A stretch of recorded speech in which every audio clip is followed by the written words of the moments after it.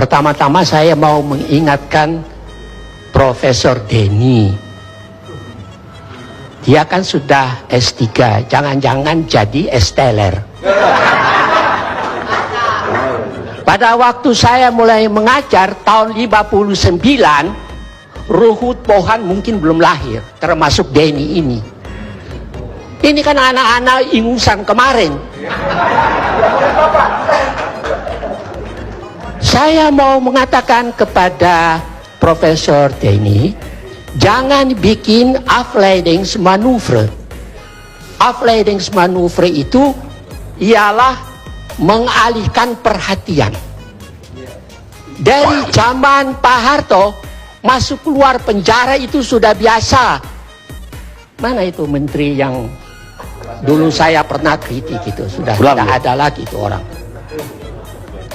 Jadi saya mau mengatakan kepada semua, jangan suka pakai nama Tuhan, pakai nama Allah, pakai nama segala macam itu. Ya. Ada pepatah, maaf aja saya terpaksa pakai pepatah bahasa asing. Al gaat de leugen nog zo snel, de waarheid achterhaalt hem wel. Meskipun kebohongan itu lari secepat kilat, satu waktu kebenaran itu akan mengalahkannya.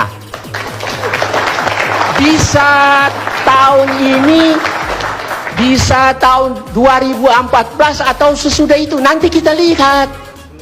Orang-orang seperti Benny Karman ini yang ngomongnya itu saya lihat di televisi itu, dia dengan Ruhut itu mendampingi Nasaruddin. Saya kan ikut dari dulu ngomongnya itu. Ini orang-orang ini tidak punya rasa malu. Rai gede. Nah, orang-orang ini yang tadi ngomong tuh mulutnya bau. Coba sekali-sekali Anda cium mulutmu itu, kalau tidak bau baru Anda bicara jujur.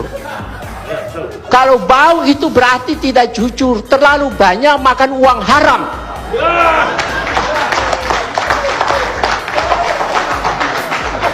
Pak Karni, ada dua ahli hukum kebetulan dari Belanda, termasuk saya mau kritik seorang S-teler juga, profesor, beberapa waktu yang lalu bicara di TV One tentang masalah tabrakan. Ya toh, ini polisi ini kan sudah rusak. Ya. Dua orang itu, yang satu Profesor Dr. Leo Polak dengan disertasinya setebal begini, dan yang satu tuh Herman Bianchi, seorang ahli kriminologi. Mereka menulis begini singkatnya, strafrecht is een slecht recht.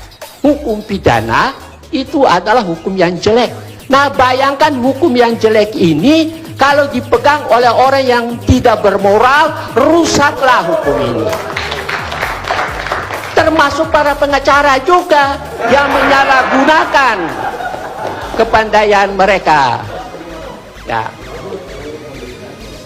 Jadi bukan bulat, Pak. Dari tadi tuh saya tidak tahan bau busuk. Profesor, coba sebutkan satu kebohongan yang telah kami katakan.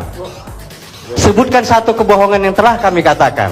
Saya bertanya kepada Anda sebagai profesor. Jangan debat saya sudah katakan pada Pak Karni, saya tidak mau debat dengan para politisi atau para politikus. Ya, berarti Anda menyebarkan kebohongan. Bukan malam ini, sejak semula.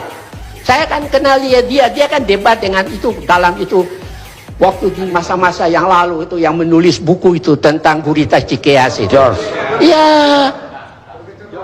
Iya toh. Anda belajar lagi lah, baru debat dengan saya. Pak Karni, ada ungkapan hoogmoed komt voor de val. Kesombongan itu berarti kejatuhan sudah dekat. Ya.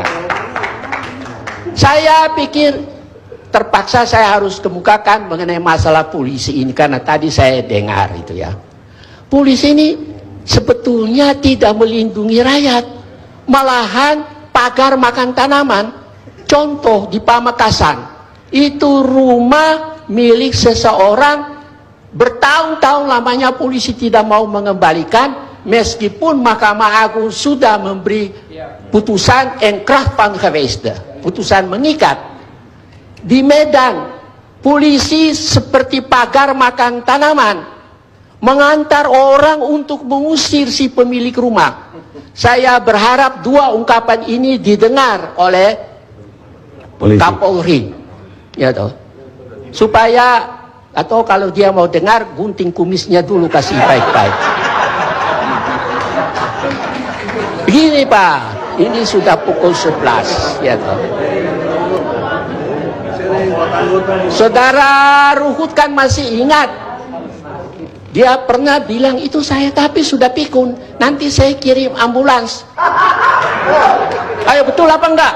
Nah, lalu orang tanya kepada saya tapi jawabnya apa? Saya bilang tidak perlulah, orang seperti Ruhut itu kalau saya jawab, harga diri saya jatuh. Tetapi karena didesak, termasuk harga diri saya juga jatuh kalau ini nantang saya.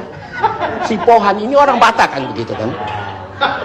Saya hanya mau mengatakan kepada mereka, the way praten as en kip zonder kop. Keduanya itu bicara seperti ayam tanpa kepala. Terima kasih.